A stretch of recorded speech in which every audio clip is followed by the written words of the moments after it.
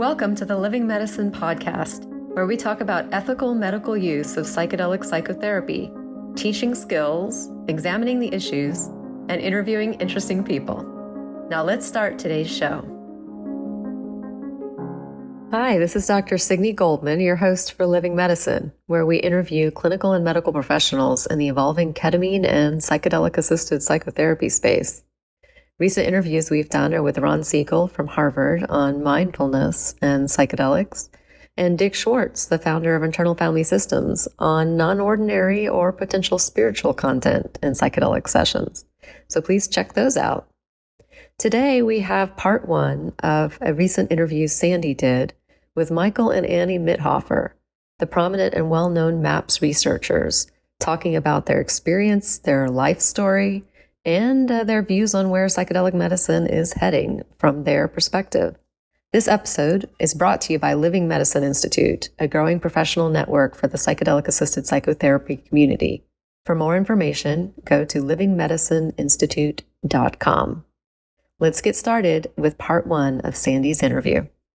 I am Dr. Sandra Newis, mostly referred to by Sandy, of the Living Medicine Institute, and I am delighted to be here with you two, Michael and Annie Mithoefer. But I thought that it would be nice just to, give you all a chance to say a little bit about who you are and how you even got into this work. Like, how did you meet Rick Doblin? How did you get interested in MDMA work? Who were you before that? And what drew you to it in the first place? Like, how did, kind of the origin story, how did this even come to be? So I went to medical school in 1973 in Charleston, South Carolina, thinking I wanted to work as a doctor in a small town. I ended up instead deciding to go into emergency medicine, not psychiatry, but regular emergency medicine. So I practiced that for 10 years, and I found it exciting and gratifying for a while. But after a while, I felt a longing to have a different relationship with people. I was always doing things to people, which is very useful. If someone's not breathing, you can put a tube in and make them breathe. That's great. But after a while, I longed for a more collaborative kind of way of helping people approach their suffering. And of course, I had my own curiosity about my own consciousness. So I thought, well, I think 10 years in the ER is enough. What should I do with the medical degree? And Annie and I were both in college in the 60s, so it's interesting. You always I wasn't in college in the 60s. You were. You were in college in the early 70s. Yeah. I am older. Close, but not older. I am older. Anyway, you always get the task of course you took psychedelics in college in the 60s, which is what we did. I did, and Annie was close behind. And, I came away from that not really understanding it, but having the idea that these were really important experiences, and in some way they changed my thinking about consciousness and reality in some very deep ways. And then I decided, well, now I need to do something more useful. So, when I was casting about for something more useful to do, I certainly, I was thinking a lot about those experiences back in the 60s. And then I came across an article about Stan Grof, a psychiatrist. And so I went to I read this article. It was a short thing, and I was just fascinated by it. So I went to the medical school library at Charleston and to see if they had any of his books, and they had Beyond the Brain. I checked it out. I was the first person to ever check it out. Really? There were no stamps. There were no stamps in the back of the books. But it was there in Charleston, South Carolina, in the medical school library. So when I read that, I was like, wow. This explains so much of my experiences, including some very difficult ones back in the 60s. And so I thought, okay, he's a psychiatrist. I think that's what I want to do. And so I wondered, is this guy still alive? And so I made some calls, and I found out he's alive and he has a training program. Awesome. So I applied to psychiatry residency and the Grof transpersonal training at the same time. Oh, wow, I did not know And that. I started them the same month. Because how interesting. my first month of psychiatry rotation, I took a vacation time and went to my first breathwork workshop with Stan Groff and Christina Groff and Jack Kornfield. So, you know, it was an amazing experience because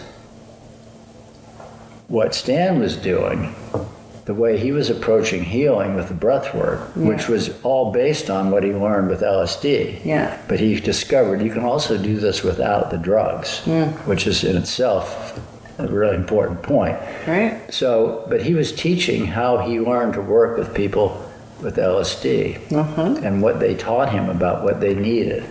And so that was what the breath work was based on. Yeah. So I had this interesting thing of going back and forth over, I did the breathwork training over the next several years, and I'd go for 1 or 2 weeks at a time, and then come back to psychiatry residency. that's super And I could see interesting. the contrast. You know, everybody at breathwork thought psychiatry was evil. Everybody in the Psychiatry Institute of Psychiatry thought lying on the floor with your patients and while they were hyperventilating was like malpractice. Well, and that's the day when it was really, there was much more of a split. There was like much the more of a medical split. doctors do the body, Yeah. you know, like you all might do the emotional, Yeah. but those things are not related. We stay in our lane, right? Yeah. And I was seeing, actually, these people all have something, both sides have something valuable. Yeah. But I also was very struck by, I don't see people at the Institute of Psychiatry doing something that I want to do. I see Stan Groff doing the kind of thing I want to do. So, Well, you also happen to be working with people with dissociative identity disorder Yeah. and PTSD. I was clinical chief on the trauma service and So that the also- dissociative Oh, disorder interesting. service. So, Where was that? When he was at the medical university in his training. So Yeah. as it happened, so we knew we wanted to work with non-ordinary states of consciousness for their healing potential, as Stan Groff says. But we thought we had to do that without drugs. But back up, because once you became a psychiatrist, that's when we started working together. Right. Yeah. Before that, we had not worked together. Yes. so- Annie was a coronary care nurse. Yeah.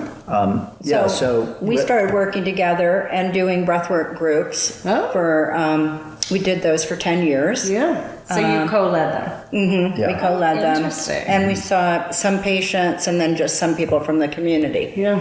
Yeah. So yeah, our practice pretty soon became mostly trauma, and many people would come to the office for looking for help, and you know I'd start seeing them and then suggest the possibility of breath work, and they'd do that, or people would come to breath work and then they'd want more integration, so they'd come to do some integration in the office. So our practice was always very informed by working with this model of working with the healing potential of helping people shift consciousness. So just to give some context, what years-ish is that? it was 91 when I started my psychiatry residency. Okay. And the we breath. started working 94, together we probably, started doing breathwork groups yeah, in Vermont and then later in Charleston. 96, yeah.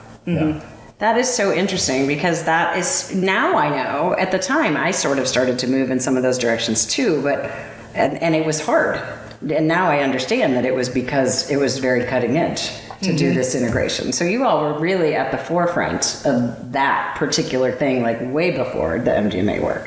Yeah. This integrating And especially- non-ordinary states of right. consciousness with traditional psychotherapy and psychiatric Right. approaches. Yeah, and that's really what, I mean, we learned so much of that from Stan. Yeah. We also had a lot of our own experience with trauma, but it was still based on this basic idea we'd learned from Stan that you can trust the person's inner healing intelligence and support it and not be, the support is very, very important, but not to be directive about it, not to think you know what the person needs. So Right.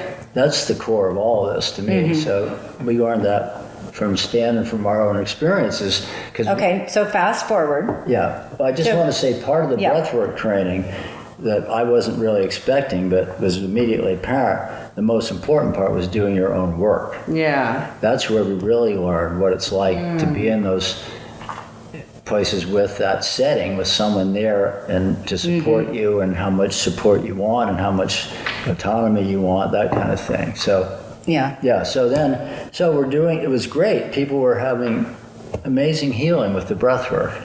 And we had no interest in being researchers, we were clinicians. Right. But over time we noticed there's a significant subset of people for whom the breath work isn't doing it. Or, and these are all or people. they get better, but it takes 2 or 3 years. Yeah. Yeah. That you mean the breath work? Yeah, doing the breath breath work. work continuously as a Right. practice. So I view all these as just tools for shifting consciousness. MDA is one, psilocybin is one, and breathwork is one. So yeah. So we decided, okay, well, we're very well aware. We had experienced MDMA with a therapist ourselves since the 60s. And we knew about the papers, the case reports. George Greer and Rick Talbert and others had written about using MDMA in therapy, but they hadn't done research, before it was illegal. So we were like, this is not okay. People are coming with suffering saying, what can I do? Right. When what we have to offer doesn't work, they're saying, what can I do? And we're thinking, you could do this, but we can't offer that. Right. Maybe this would help. There's reason to believe. It's a matter of, we didn't know, but we knew that we needed research because there were very promising case reports for reputable people.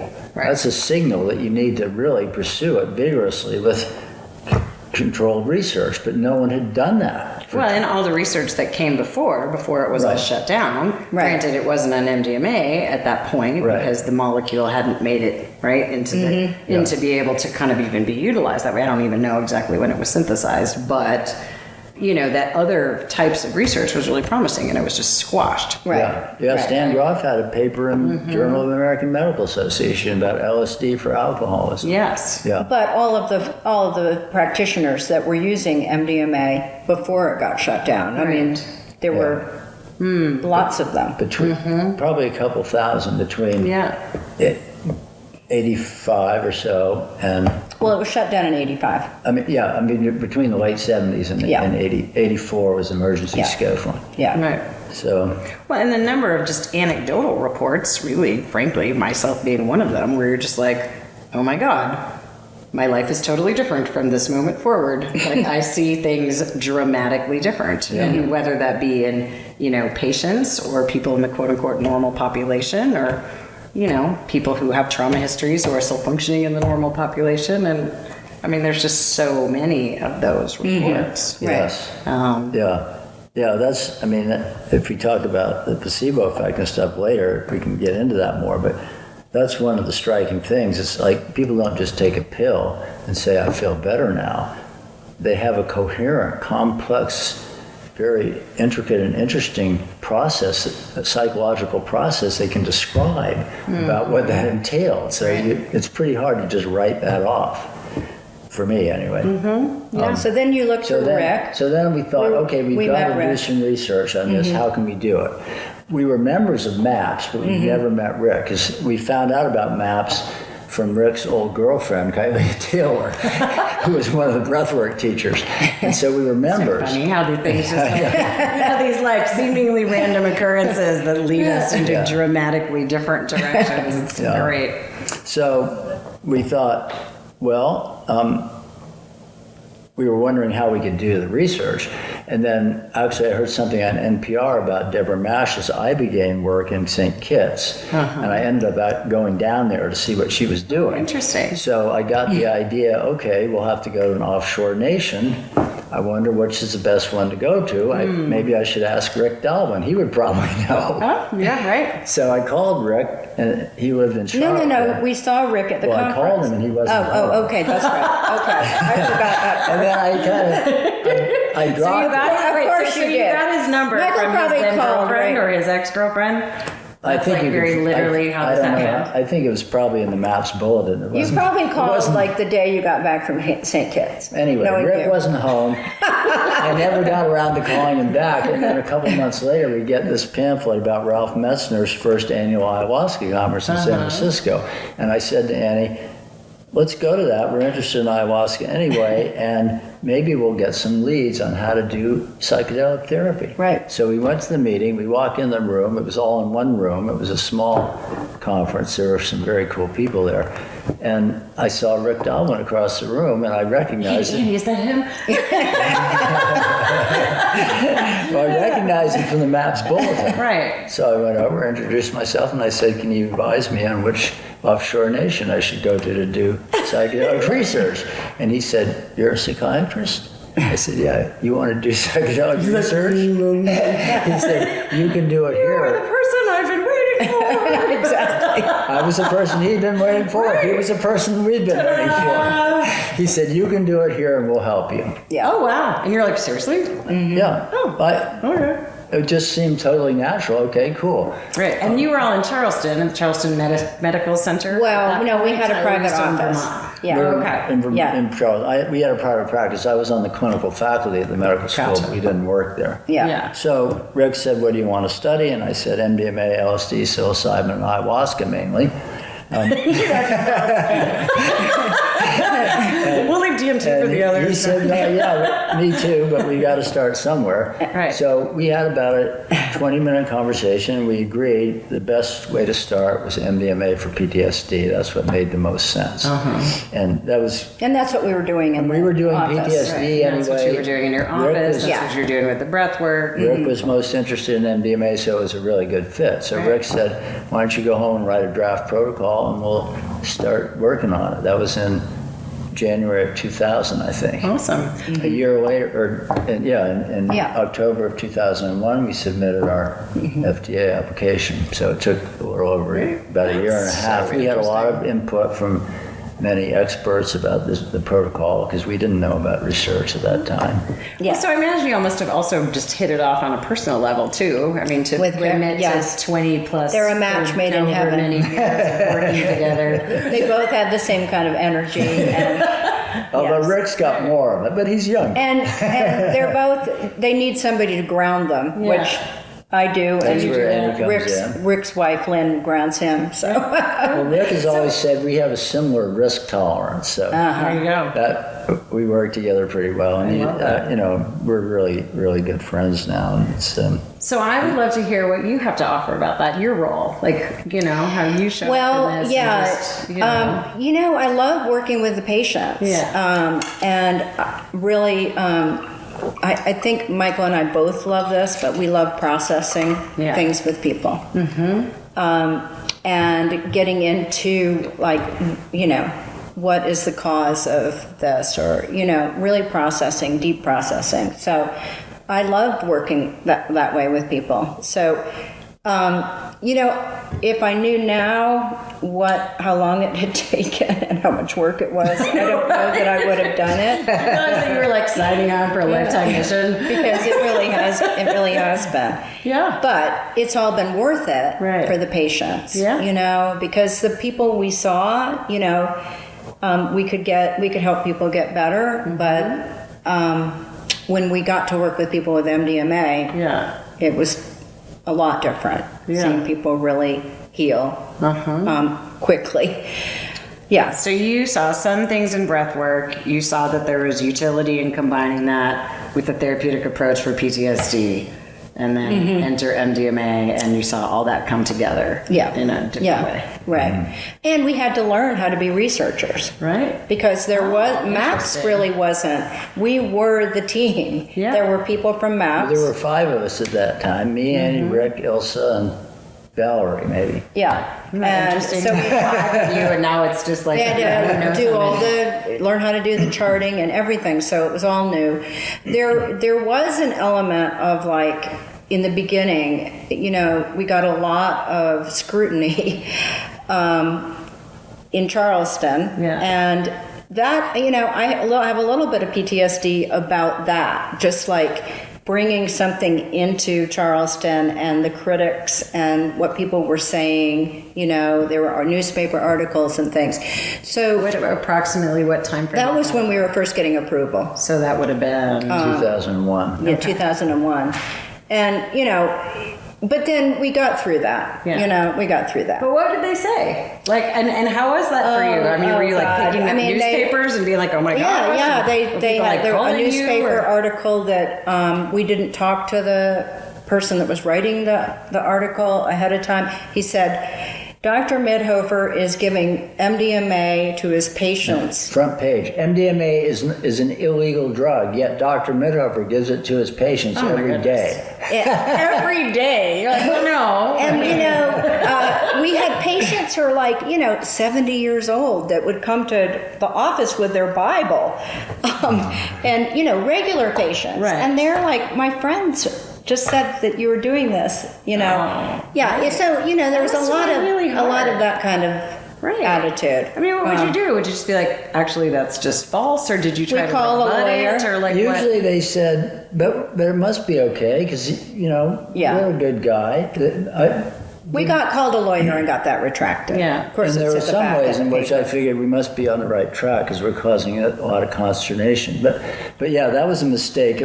We've learned a lot about the media, hopefully, since then. But that was a Charleston reporter. I kept refusing to talk to him because we just wanted, we don't want a lot of publicity. We want to get the data. Leave us alone. But that wasn't working. Well, but the first article, sorry. Just a moment of what you just said, our patients knew we were a good guy, they liked us.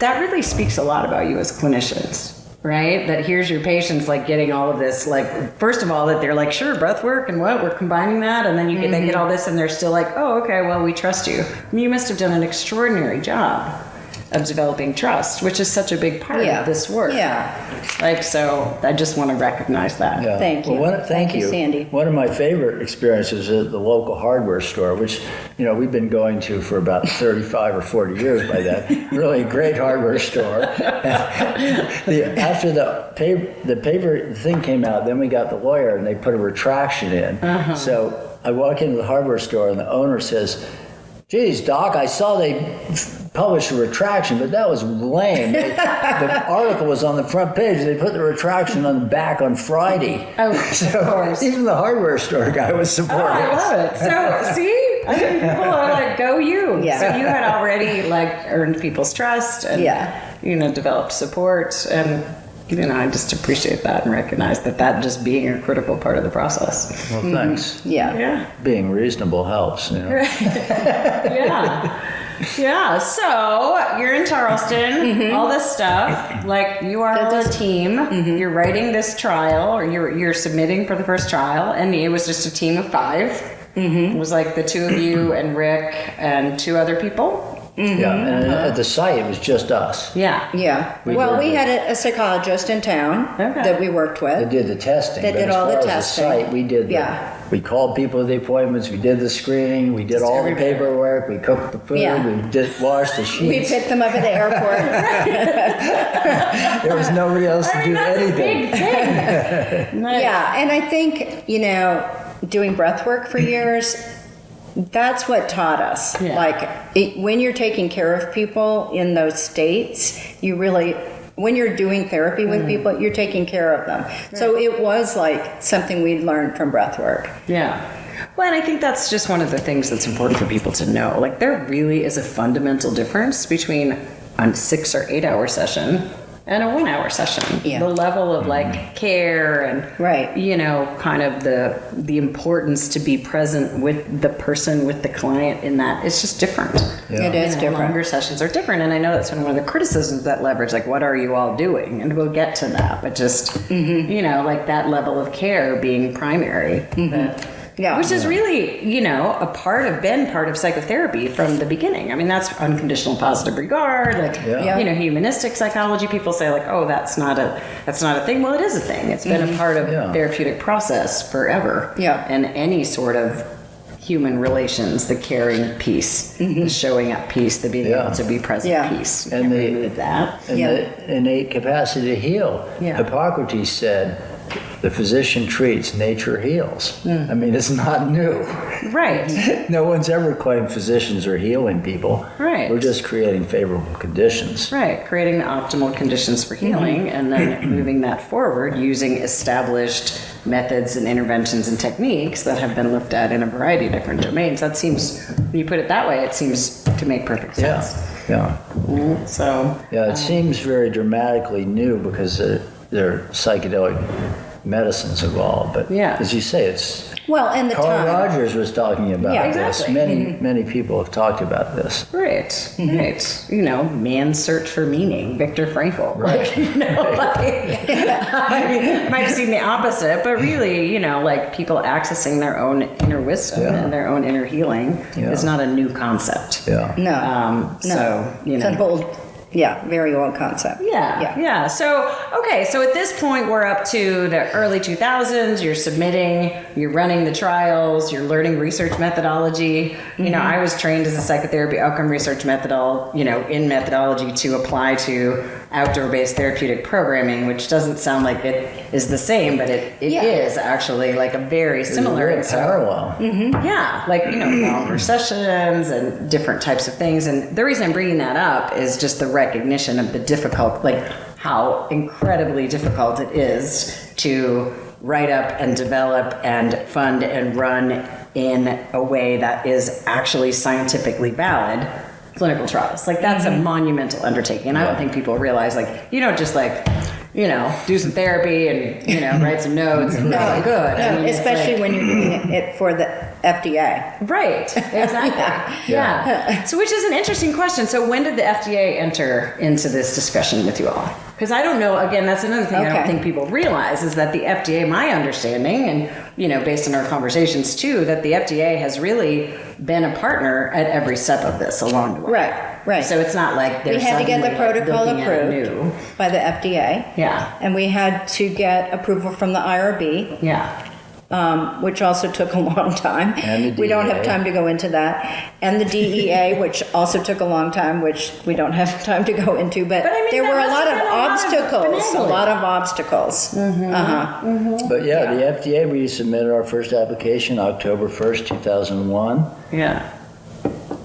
About 28 days later, they emailed and said, we want a phone call. Rick and I had a phone call with them, and we discussed different things like, well, maybe you should only treat people who've taken MDMA. No, we don't think that's a good idea. Okay. You need to do the blood pressure every 15 minutes. We don't think we do. Yes, you do. Okay. You know, we did some horse trading and worked out any concerns, and it was approved. They said, okay, write it down, fax it to us, you're ready to go. It took another 2.5 years for the DEA and the IRB, as Annie said. But we've been talking, we've been exchanging documents and having both online and in-person meetings with FDA since November of 2001. We've had a lot of them. Right. And they've been, you know, partners may not be quite the right word, but we've been moving forward with them every step of the way. They review things, we make agreements, they tell us what we can do next. They know that. That's one reason I'm still somewhat hopeful they may approve despite the AdCom, the advisory committee, because the advisory committee did not understand our research well at all. FDA understands it intimately, and they've got all the raw data. They analyze it themselves. They don't care what our analysis is. They make their own conclusions. Oh, they analyze it themselves. I did not know that. Yeah. Oh, interesting. They don't care what you've published or anything. Just give us the raw data. And then they've been to the sites and spent weeks inspecting the original raw data records to make sure everything matches. So they know so much more about it. Let's back up to the studies, just because there were some criticisms about the safety, this and that, the vital signs. Like Michael said, we had to do vital signs every 15 minutes, sometimes every 5 minutes, depending on what blood pressure was happening, what pulse. In the first study, we had an ER doctor and an ER nurse in the front room of the office for every person, for every session. I mean, not integration sessions. They never had to do anything. We never had to call them for anything. So let me put a little context to what you're saying. Okay. Yeah. So just recently, there was just a consensus statement of experts. You know, you all are obviously like the experts, but I would imagine you couldn't be on such a thing because of bias and things like that. But where they named, basically, they said there's urgency. This is why they need to look at it, and then we can talk about some of the methodology. There's urgency. We've got 13 million people suffering in the U.S. with PTSD. We've got 17 veterans a day that are committing suicide. This is timely. This is urgent. This is efficacy. Like, we've got multiple rounds of studies that are showing consistent results at fairly unprecedented levels, and then there's the safety, which is what you're talking about. And what I'm hearing you saying is that there was safety from the very beginning, like the safety data has been gathered, the FDA is aware of it. Yeah, and then we got to a point in phase 3 where they only had to take the blood pressure at the beginning of the supplemental dose and at the end of the day, unless something was going on for someone. So, but and it took the us reason years we and got six studies to walk it back from every 15 minutes and 2 physicians and 2 nurses to not needing that stuff. But we didn't just decide that. Totally. We very methodically went through one study after another. Each time we discuss it with the FDA and they'd say, okay, we agree. You can do the blood pressure less often. You've got a track record. It's not necessary. So we very intentionally and carefully figured out what level of medical support was needed. And we started with a very, very conservative level. So it wasn't just a cavalier not needing to measure. So like every hour? Well, how often did you have to check the blood pressure? Every 15 minutes for 4 hours. Then every 30 minutes for the rest of the time. Right. Except if it got above certain levels, which were not all that high, then every 5 160 minutes. over 110. So it was Every 5 very, minutes. very conservative. Right. Well, and I can validate, having just seen videos, having just gone through the training, like, there would be this like dance, right? Where somebody would just be like gently putting on the blood pressure cuff, and there's a clock over there. Sometimes it would ding, and then they'd go get it. And, that in and of itself, like, how do you work that into the therapeutic process without that being invasive? Well, People didn't mind it. Yeah. We were concerned about that. But actually, if people had any reaction, it was more like, I'm sorry, you have to go to so much trouble to do this.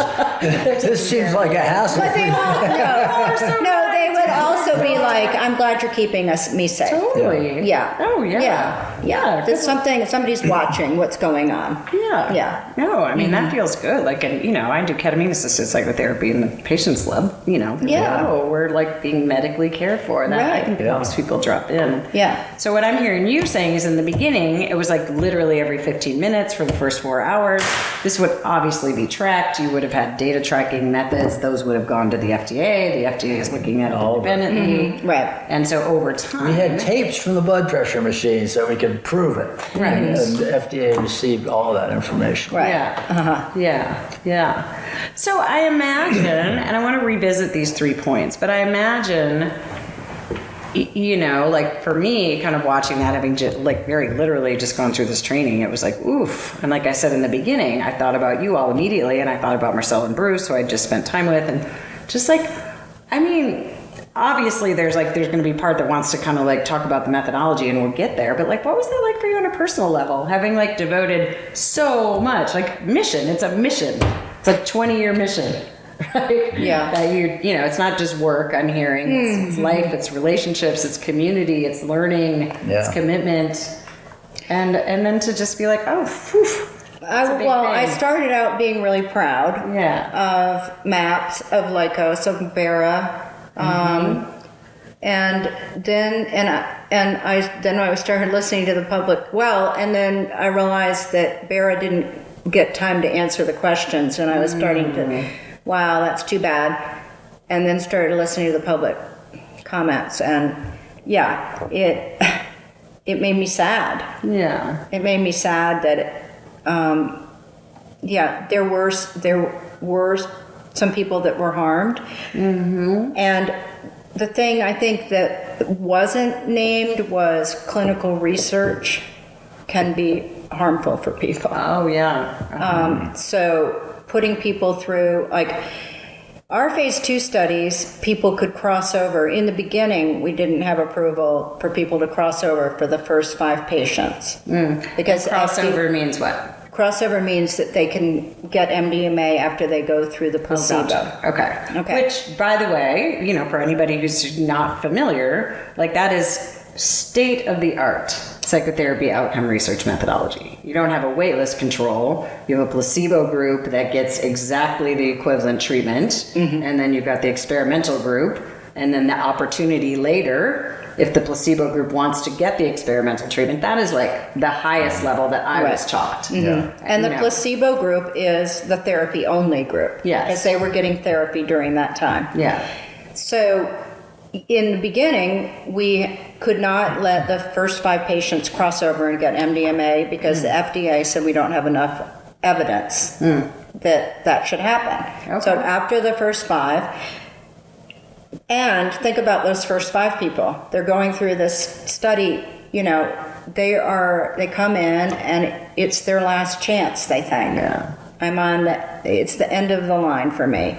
Can you say more? What, like just on there was one man that said the only thing that was keeping him alive were his 2 cats, and when they died, he was going to commit suicide. And They were old cats. And they were old cats, and he was in that first group, and he had tremendous PTSD, but he also had really, really bad depression. Yeah. And so we had to wait till we got all 5, and then we got approval for those to cross over. Well, then from then on in phase 2, people could cross over. They could go through the placebo part, and then they could immediately cross over if they wanted to, or they could wait a month and cross over. Oh, okay. And do the study all over again with interesting. MDMA. Okay. In phase 3, the FDA wouldn't let us do that. Yeah. They said we want to have everybody go through. So the first phase 3 study, there were 90 participants. Because of COVID, there were only 90. Yeah. But all 90 people had to go through before those people could cross over. And so, like, if you're number 1, it's going to be 3 years. It was a while. I mean, it was a long time, right? Yeah. Several years. Yeah, and people were suicidal. I mean, when they realized, I didn't get it. Yeah. They'd heard, and that's the other thing, they'd heard so much about the people that had been helped by it. So, getting harmed and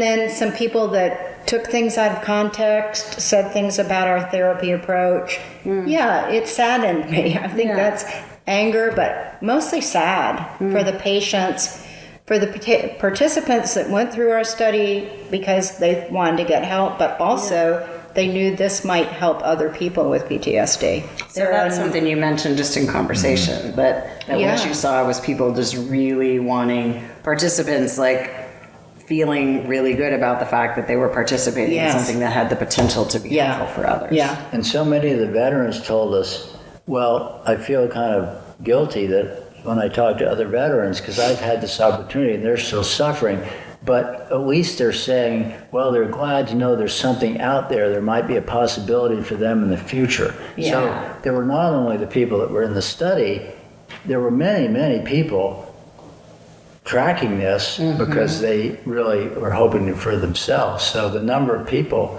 that were sad about it or disappointed was pretty large. So I was sad and I was angry. And also, in a peculiar way, it felt very familiar because this is how it was all the time for the first 10 years. Sure. Like People misunderstood what we were doing. They accused us of this, that, and the other thing. It feels more like that's what it was always like. And then, once we began to get good data, suddenly everything was, sweetness and light. And the media was talking about it as a serious possibility for treatment. That's true. Yeah. And now we're kind of blown back. And I think, Sandy, I think you put your finger on part of it when you discuss this was a very good design for psychotherapy research. But there's massive confusion because this is drug development research, according to the FDA. The FDA knows a great deal about drug development research and almost nothing about psychotherapy research. Right. Well, and I think that's the crux of the matter. Like, and when I went through the training, I was at a trauma training. I was not at an MDMA training. Right. I was at a medication-assisted psychotherapy training. Right. And I think that's, that's a fundamental difference, like that people don't really understand. I work with ketamine, and ketamine-assisted psychotherapy are completely different.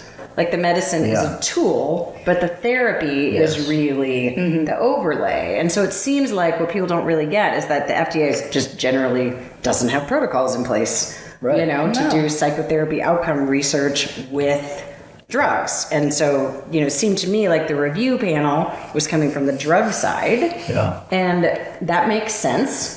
Like that's what they do, but there are different methodological considerations. Yeah. Well, and the FDA does understand now, I think, after these 20 plus years, that therapy is important here. I think they understand that. I even made a video for them from the sessions to watch. They've seen the therapy. Yeah. But they don't, it's not their bailiwick. Yeah. They're not going to regulate that, and they don't, they don't have in-depth capacity in that way. But they do understand it. But I think the AdCom did not understand it. Yeah. And I think part of that is this difference. It's never happened before. A real psychotherapy drug combination going through FDA. It just hasn't happened. There hasn't been a path for that either. There isn't a path for that. It's confusing to people. I mean, the AdCom, I'm sure they're good people doing their job as best they can. I mean, it's their job to rule out all, that's the scientific method, right? Rule out all alternative hypothesis for the data. And that's what they were doing. Like, it's just that it seemed like there were other considerations that they weren't taking into account. Yeah, some serious ones. And I think, frankly, one reason this, initially this was threatening to people because it was these dangerous drugs, they thought. Yeah. People got over that. They saw it can be serious treatment. But now I think it's actually threatening to the way people have been practicing medicine and psychology. Oh, for sure. I think that's part of it. There's a lot of confusion because, when you start talking about, we don't know how to heal people. We want to support them in their own innate capacity to heal. That's just 180 degrees from the way most people are trained. That we're the experts. We know we have this form of therapy. This is the protocol. This is how you do it. Or we have this medicine and we're giving people the medicine and we'll see what the medicine does. It's just an entirely different model. If we really pay attention to what people are reporting from these sessions, they're describing a whole different approach to human healing. That's so much deeper and richer than the mental health system is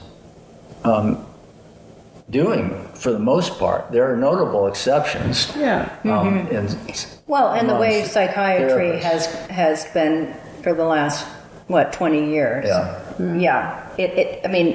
It's been concentrating on getting rid of symptoms with medicines and not looking at the underlying cause. Well, and I think one of the things I think is so interesting, the VA has bought into prolonged exposure because that's what they have the best data on. And, the neurobiological approaches to working with trauma people, the somatic people would say, well, they're just putting them into dissociation. That's a separate conversation. But, what I've wondered about is that you're saying they're it's going against what they've been doing. But really, it's not. To me, it's like a both and. It's just like an evolution of the field. There are some elements, what I saw in videos and what I understand, when the events emerge, there are some elements that have some parallels to exposure therapy. Sure. It's just done in a different way. Right. It's not like, okay, we're going to talk about the thing, and now we're doing SUDS, and, where are you right now? And, kind of moving and pushing in that direction. It's that inner wisdom, allowing that to naturally emerge when it does, and then working with it. Correct? Yeah, good point. Is that, so to me, it's like, what about the both and, perspective on the scientific method? To me, this is an evolution of the science. Oh, I agree. It's actually building on what has come before in the therapeutic model that you all developed. Yeah, and I think that, and actually I wrote a paper for the Math Bulletin in 2013 about this seems strange, but look at all the things that are elements of other therapies that come up spontaneously in the MDMA sessions. Imaginal exposure does happen. Yeah. Cognitive recognizing and correcting cognitive distortions does happen. Transference does happen. Yeah. Psychodynamic things do happen. Somatic things do happen. People become aware of parts. All these elements of these other therapies tend to manifest spontaneously. So the difference is not that. I mean, they're all tapping into the same thing, like you say. The difference is the role of the therapist, I think. Yeah. That people get uncomfortable because it's much less prescriptive about what they need to do. And yet, again, from my psychotherapy outcome research training, like manualized protocols are protocols that have a manual that guides it. It's not scripted. Right. You Right. know? You don't have to do it exactly. I mean, you do it, but you don't have to do it exactly how it says. Because that's not realistic. Like, that's not real work. Right. Like, what I was taught is if really, the therapeutic relationship is the primary determinant of outcome, and that's been found over and over and over again. Like, that is the primary determinant of outcome, then you have to put the relationship first and then draw from the techniques in a skilled and relational fashion, which is what it seems like you all have done repeatedly. And that confuses the hell out of people if they're just thinking of it as a drug development process. Yeah. Yeah.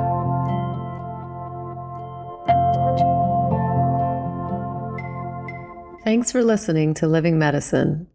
Be sure to check out part 2 of this interview in a subsequent episode. Thanks for listening to Living Medicine. We'll see you again next time. Be sure to click subscribe to get future episodes.